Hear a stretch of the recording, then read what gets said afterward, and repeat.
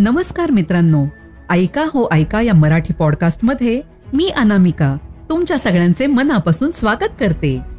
मागील भागात आपण अशुभ स्वप्नांमुळे राजाचे वाईट होऊ नये म्हणून राजा काय करतो हे ऐकले.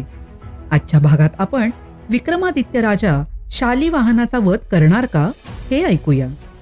सिंहासनावर आरूढ होण्यासाठी भोजराजा त्या सिंहासनाजवळ पुन्हा आला. त्यावेळी 24वी पुतळी हंसगामिनी जिवंत झाली आणि त्याला सामोरी जाऊन म्हणाली, हे राजा, ज्याच्या अंगी विक्रमासारखा उदारपणा असेल त्यालाच या सिंहासनावर आरूढ होण्याचा अधिकार आहे, दुसऱ्याला नाही. त्यावर राजा तिला म्हणाला, मग मला त्याच्या उदारपणाची हकीकत सांग.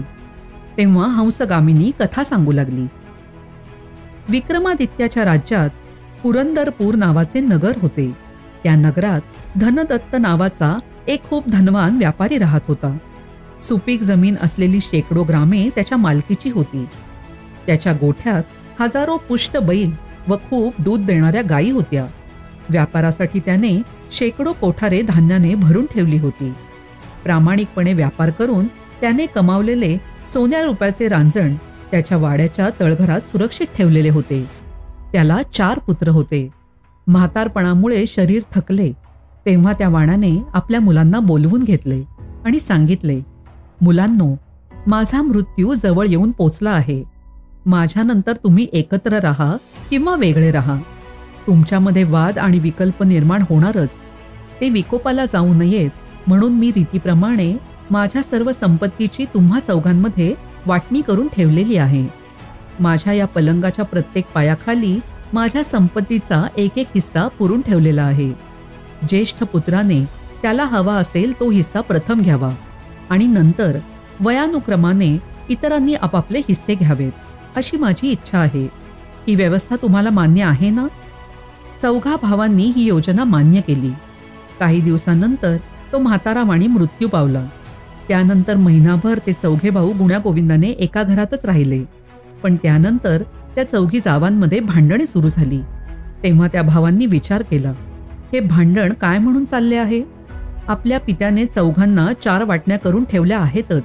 आपण आपापले हिस्से घेऊ आणि वेगळे होऊ आणि त्यानंतरच आपल्या सर्वांना सुखासमाधानात राहता येईल.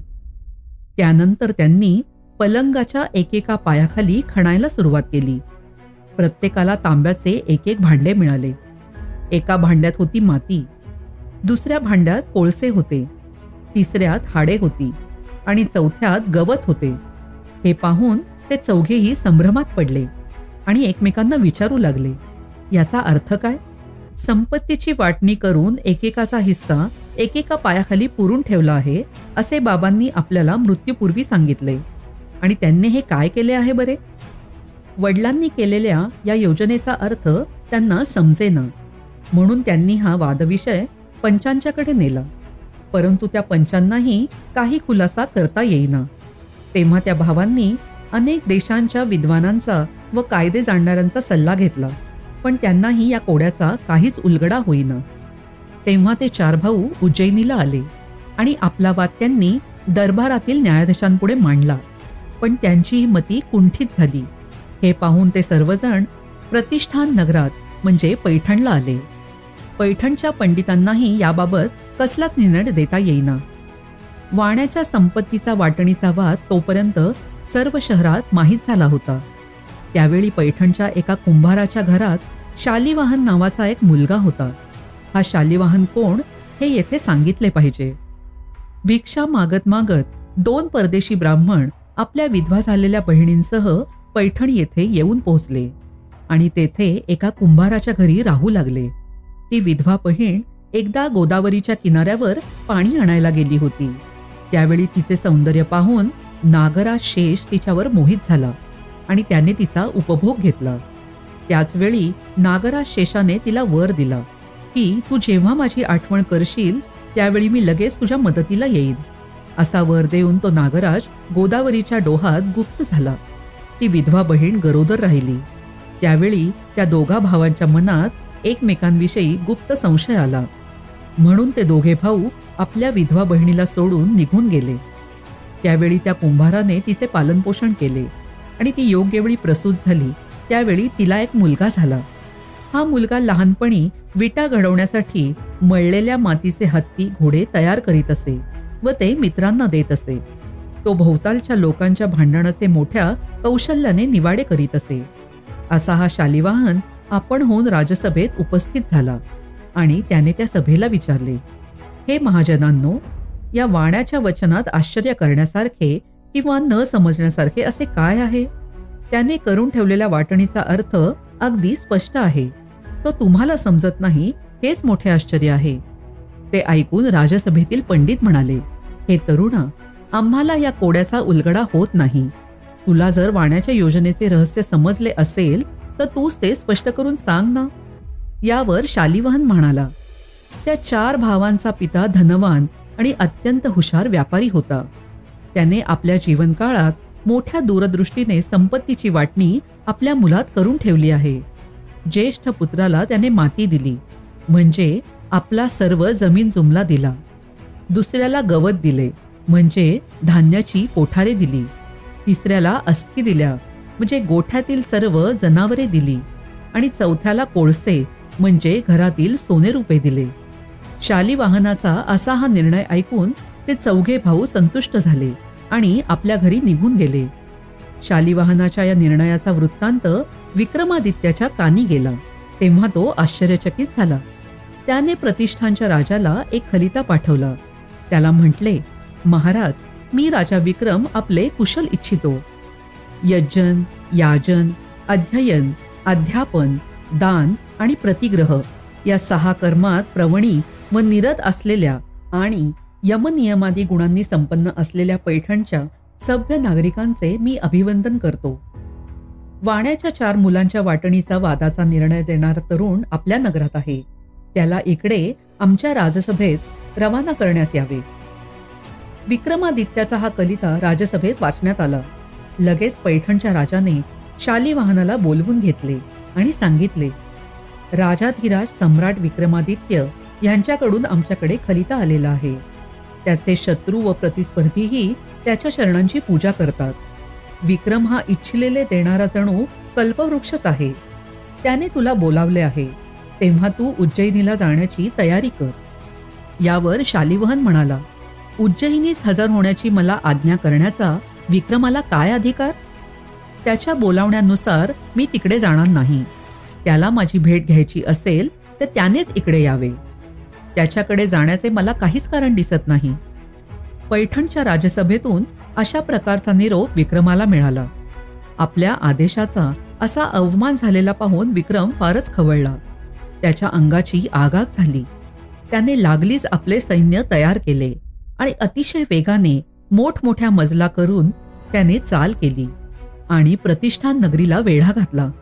नंतर विक्रमाने आपला दूत शालिवाहनाकडे पाठवला आणि त्याला आपल्यासमोर उपस्थित होण्याची आज्ञा केली.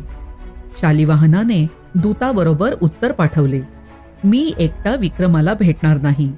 चतुरंग दलाने सज्ज असलेल्या विक्रमाला मी रणांगणावरच भेटेन. दूताने हा निरोप जशाचा तसा विक्रमाला सांगितला. लगेच विक्रमाने आपल्या सैन्याला पैठणवर हल्ला करण्याचा हुकूम दिला. हे सर्व पाहताच शालिवाहन आपल्या घरी गेला आणि कुंभार कामासाठी तयार केलेले मातीचे हत्ती, घोडे, रथ आणि सैनिक त्याने तयार केले आणि पित्याने शिकवलेल्या मंत्राने ते सजीव केले. या सैन्यासह बाहेर येऊन त्याने विक्रमाशी लढाई सुरू केली. विक्रम आणि शालिवाहन यांच्या सैन्याचे भयंकर युद्ध झाले. त्यामुळे दिशाचक्र चलित झाले. पृथ्वीचा थरकाप झाला आणि या रणधुमाळीमुळे पाताळातही नागराजाही चमकला. रणांगणावर दुमदुमणाऱ्या वाद्यांच्या घोषाने आणि नाना प्रकारच्या शस्त्रांच्या आवाजाने त्रैलोक्याच्या कांठळ्या बसल्या. दोन्ही पक्षांच्या हजारो वीरांनी रणांगणावर देह ठेवले. विक्रमाच्या कसलेल्या, सज्ज, प्रचंड आणि चतुरंग सैन्यापुढे शालिवाहनाचा टिकाव लागला नाही. शालिवाहनाने मातीपासून बनवलेले रथ मोडून पडले आणि सैनिक, हत्ती व घोडे रणांगणावर मोडून पडले. या पराभवामुळे शालिवाहन दुःखी झाला. एकांतात तो विचार करीत बसला असता त्याला आपल्या गतायुष्याच्या आठवणी होऊ लागल्या. त्याला त्याच्या पित्याने शेषाने वर दिला होता की संकट समयी माझी आठवण कर, मी त्याच क्षणी तुझ्या मदतीला धावून येईन. त्यानुसार शालिवाहनाने शेषाचे स्मरण केले. तेव्हा नागराज शेषाने आपले सर्पसैन्य रणांगणावर पाठवले. त्या सर्पांनी दर्श करून विक्रमाच्या सैन्याचा विध्वंस केला. सर्व सैनिक विषबाधेने बेशुद्ध होऊन पडले. यामुळे विक्रम निराश झाला आणि आपल्या राजधानीकडे परत गेला. त्यानंतर आपले सर्व सैन्य जिवंत व्हावे म्हणून वासुकीची प्रार्थना करीत तो 1 वर्षभर कमरे इतक्या पाण्यात उभा राहिला. वासुकी प्रसन्न झाला आणि म्हणाला, राजा, वर माग. वासुकीला वंदन करून राजा म्हणाला, हे नागराजा, तू माझ्यावर खरोखर प्रसन्न झाला असलास तर मला अमृताचा कुंभ आणून दे, कारण सर्पाच्या विषाने माझे सैन्य बेशुद्ध व मृतप्राय झालेले आहे. वासुक्याने विक्रमाला अमृताचा कुंभ आणून दिला. लागलीच आपले सर्व मृत सैन्य जिवंत करण्यासाठी विक्रम दक्षिणेकडे निघाला. मार्गात त्याला 2 ब्राह्मण भेटले. राजाला वंदन करून ते म्हणाले, हे राजा, दधीची, शिबी, जी मुतवाहन, अंगेश्वर वगैरे प्रसिद्ध दात्यांच्या कीर्तीची तुझ्या उदारपणामुळे या पृथ्वीला विस्मृती झालेली आहे. बळी आणि त्रिलोकनाथ यांच्यापासून मिळालेल्या अपूर्व व अमूल्य वस्तू तू याचकांना देऊन टाकल्यास. तुझा उदारपणा केवळ अवर्णनीय आहे. ब्राह्मणांनी केलेल्या स्तुतीमुळे राजा प्रसन्न होऊन म्हणाला, हे ब्राह्मणांनो, तुम्हाला काय हवे असेल ते मागून घ्या. यावर ते ब्राह्मण म्हणाले, महाराज, आपण मनुष्याची इच्छा पूर्ण करणारे जणू चिंतामणी आहात. आमची मनीषा तृप्त करण्याचे आपण आम्हाला वचन देत असाल तरच आम्ही तुम्हाला इच्छा सांगू. यावर राजा म्हणाला, तुम्ही जे मागाल ते मी तुम्हाला देईन. पुन्हा ब्राह्मण म्हणाले, तुमच्या हाती जो अमृताचा कुंभ आहे तो आम्हाला द्या. पण राजा दचकला. त्याने विचारले, तुम्ही कोण आहात आणि या कुंभासाठी तुम्हाला कोणी पाठवले आहे? यावर ते ब्राह्मण म्हणाले, महाराज, आम्ही शेषनागाचे सेवक आहोत. तुम्ही शालिवाहनाचा वध करण्यासाठी निघाला आहात. आपल्या पुत्राचे रक्षण व्हावे म्हणून वासुकीपासून तुम्ही मिळवलेला अमृताचा कुंभ हस्तगत करण्यासाठी शेषाने आम्हाला पाठवले आहे. तुम्ही ब्राह्मणांची मागणी पूर्ण करता असा तुमचा लौकिक असल्यामुळे आम्ही हा ब्राह्मणांचा वेश धारण करून आलो आहोत. राजाला मोठा विचार पडला. त्यांची मागणी पूर्ण होईल असे मी त्यांना तर वचन देऊन टाकले व चुकलो आहे. आता तर नकार दिला तर अपकीर्ती होईल. इतकेच नव्हे तर अधर्म होईल. वाटेल ते होवो, त्यांची मागणी पूर्ण केलीच पाहिजे. राजा संभ्रमात पडलेला पाहून ब्राह्मणांनी विचारले, हे राजा, तू असा गोंधळून का बरे गेला आहेस? तू सज्जन आहेस आणि दिलेल्या वचनाचे पालन सज्जन लोक करतातच. म्हणतातच की एक वेळ सूर्य पश्चिमेकडे उगवेल, मेरू पर्वत हलेल, अग्नी थंड होईल, पर्वत शिखरावरील खडकावर कमळ उगवेल आणि विकसेल, पण दिलेल्या वचनाचा सज्जन कधीच इन्कार करणार नाही. शिवाय एकदा आश्रय दिला की सज्जन कधीही त्याचा इन्कार करीत नाहीत. शंकराने धारण केलेले कालकूट अद्याप त्याच्या कंठातच आहे. कूर्माने धारण केलेली पृथ्वी अद्याप त्याच्या पाठीवर आहे. सागराने आश्रय दिलेला तो वडवाग्नी अद्याप त्याच्या पोटातच आहे. ब्राह्मणाचे हे बोलणे ऐकून विक्रम म्हणाला, तुमचे हे बोलणे सत्य आहे. कृपया या अमृत कुंभाचा स्वीकार करा. राजाने पुढे केलेला अमृताचा कुंभ घेऊन ब्राह्मण निघून गेले आणि राजा उज्जैनीस परत आला. ही कथा भोजराजाला सांगून पुतळी हंसगामिनी म्हणाली, हे राजा, तुझ्या अंगी असा उदारपणा असेल तरच तुला या सिंहासनावर आरोहण करता येईल, अन्यथा नाही. तिचे हे बोलणे ऐकून भोजराजा खिन्न झाला आणि आपल्या प्रासादाकडे निघून गेला. चला तर मंडळी, आज इथेच थांबूया. पुन्हा लवकरच भेटूया आपल्या नवीन भागाबरोबर. तुम्हाला आमचा हा भाग आवडला असेल तर लाईक करा, फॉलो करा आणि शेअर करा. आणि हो ऐका या मराठी पॉडकास्टच्या इंस्टाग्राम, फेसबुक आणि यूट्यूब पेजवर हा भाग तुम्हाला कसा वाटला हे कळवायला विसरू नका. तोपर्यंत ऐकत रहा. ऐका मराठी पॉडकास्ट. धन्यवाद.